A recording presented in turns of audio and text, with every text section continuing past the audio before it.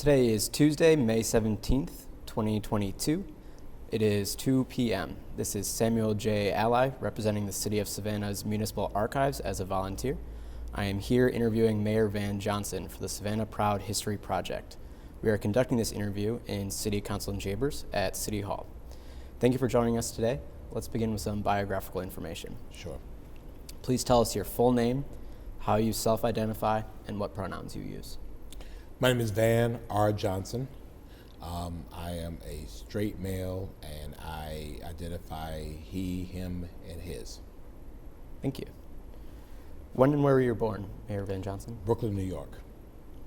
And when did you come to Savannah and why? 1985 to attend Savannah State College at the time. And how long have you been an elected official for the City of Savannah? Probably too long. I've been an elected official now 19 years.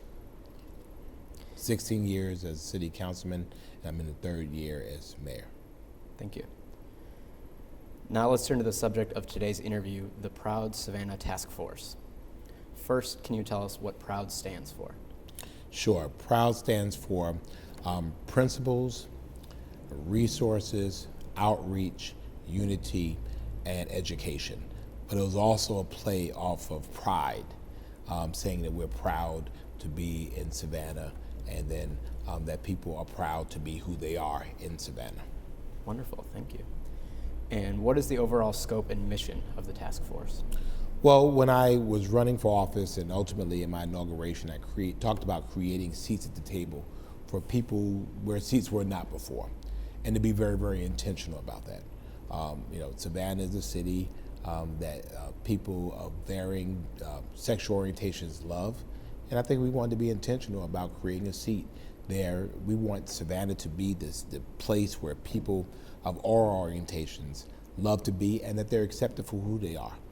We're not judges, or we're not. We are a city of people.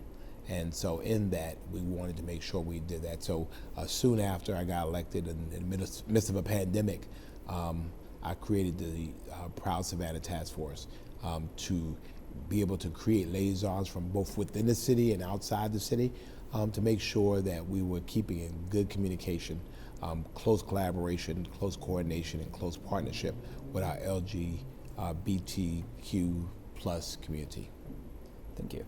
You've touched on this a little bit in this previous answer, but when was the task force formed and what prompted its information? I don't even remember, to be honest with you. I just remember it was in 2020.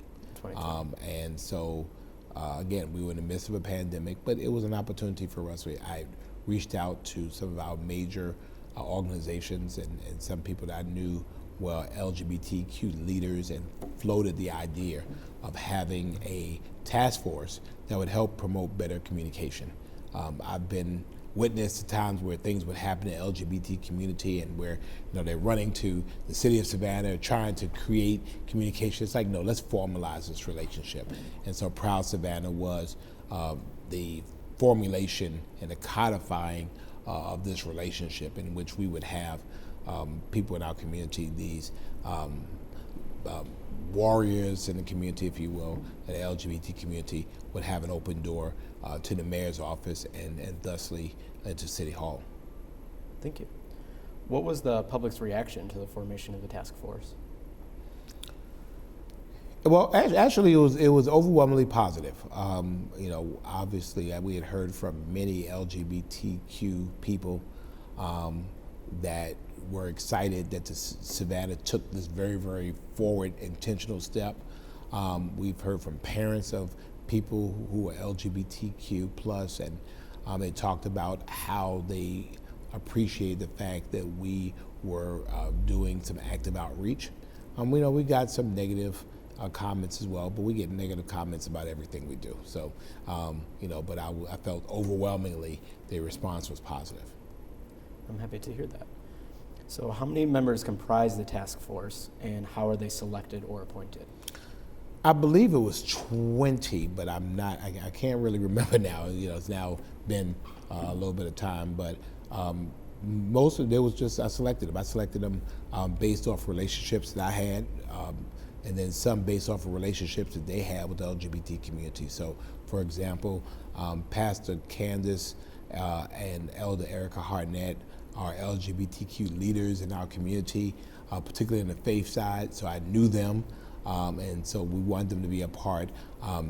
Dusty Church was the leader of Savannah Pride, and he's well known and respected in the LGBT community. We wanted him at the table.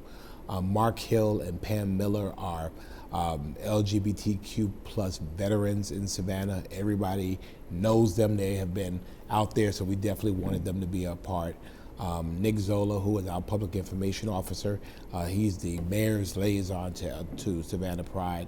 And then we had Savannah employees that have identified as LGBTQ plus, and they are liaisons within the organization. So if someone within the organization is having an issue, we've identified individuals within the organization that they can go to mentor them for assistance and for help. Thank you. What are some of the task force's accomplishments so far? Well, the one I'm most proud of is that within our first year, we raised our municipal equity index from like 35 to like 77 in 1 year. The municipal equity index is a scorecard that rates cities, and so the highest score you can get is 100. So if essentially we went from a abysmal failing score of 35 to a pretty respectable score of 77 or 70 in the mid 70s, and so that was from us being able to do a couple of things. Alderman Curtis Pertee, who is our first openly gay LGBTQ council member, was a big part of that process, helping move and push that process along, and worked with me to help move our municipal equity index numbers. Thank you. What are some of your hopes for the Proud Task Force in the future? Well, I mean, I think they've done some good things already, particularly beyond Pride Month. They've done Transgender Day of Remembrance. They've done a variety of different events. Again, creating those opportunities. And I think it's important for us as a city, if there are issues, if there are concerns, if there are ways of access that we can help to provide, then we have a body of people who are already meeting, already collaborating, already having relationships, and so we're able to shut down some of those times. Sometimes it's barriers to everybody. We've even looked in some of our ordinances about how we classify bathrooms, and we've made some changes to allow for bathrooms that are single use or bathrooms that can be used in a variety of ways for those people who are, who don't identify or non-conforming. Again, it's important for us to become more sensitive, and so they help us to be sensitive. The things that I wouldn't think about, they help me through my ignorance, and so in that they help train all of us, and I think we become a better city because of that. Thank you. How would you describe the current relationship between the city of Savannah and the LGBTQ community, and how would you say that relationship has changed since you've served on city council? I think it's great. Again, I've been around for quite a long time, and from the early days of the Pride festivals here, and watched it grow from a small gathering to now something where people come from all over the country. Savannah likes doing things big, but more importantly, that it just being a festival or a day, it really has to be everyday relationships. We want to make sure in Savannah that people are able to work, live, and play without the fear of discrimination. They're able to work, they're able to get housing and other things that are needed without discrimination because of who they are, because of who they choose to love. Savannah has to be bigger and better than that. And the fact is, we could be everything to everybody, and that's what I've strived for Savannah to be able to do. Thank you. What future do you imagine for Savannah as it relates to the LGBTQ community? I want it to be a kind of a place where people from all over the country just like, hey man, Savannah is the place where we want to live. Because the interesting thing about the LGBT community is that it's all inclusive. I mean, so you're not talking about, just white folks or black folks or Hispanic folks, you're talking Asian folks, you're talking about everybody. I mean, you're not talking about older folks or young folks, you're talking about everybody. You're not talking about male or female or anything in between. You're talking about everybody. And so, how we treat our LGBTQ citizens is really a snapshot of how we treat our citizens. If we just love you because you're you, and if we can practice that everywhere, then our city becomes the beloved community that Dr. King talked about. Thank you. Is there anything else you would like to share with us about the LGBTQ community and its history in Savannah? We have a very proud history. I think, admittedly, being a southern city, it's not always been an easy history. There have been people who, and I've known through the years, who might have hid their sexuality because living in the South, living in the Bible Belt, we know that houses of faith sometimes are the hardest on the LGBT community, beating people with the Bible, and all those types of things. I mean, you go to hell for a whole bunch of things. It's not our position to judge people. It's our position to love people and love them for who they are, and love them and respect their choice in America to love who they want to love. We should not be in people's bedrooms. We want people who are contributing to the betterment of our community. And I'm proud to say that our LGBTQ community, they're everywhere. They are living, thriving, contributing Savannahans, and I'm very pleased to be their mayor. Thank you. And the final question, Mayor Van Johnson, what would you like to say to the young LGBTQ people in Savannah and those who are going to come along in the future? Be you, do you, live your best life, be happy, live your best dreams. Don't be defined by a small part of you, which is your sexuality.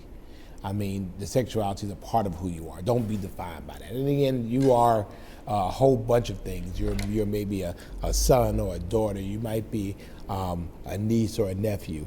And so our city opens their arms and should. And we want people to be here, be very happy, be very comfortable, feel very safe, and be very safe. And we think Savannah has those ingredients to make a successful community for everyone, and particularly our LGBTQ plus citizens. Thank you. We're more than just a great place to visit. We're a great place to live. Mayor Van Johnson, thank you for sitting down with me today. And on behalf of the Municipal Archives and Savannah's LGBTQ community, thank you for your advocacy and for joining us in documenting Savannah's LGBTQ history. Thank you very much.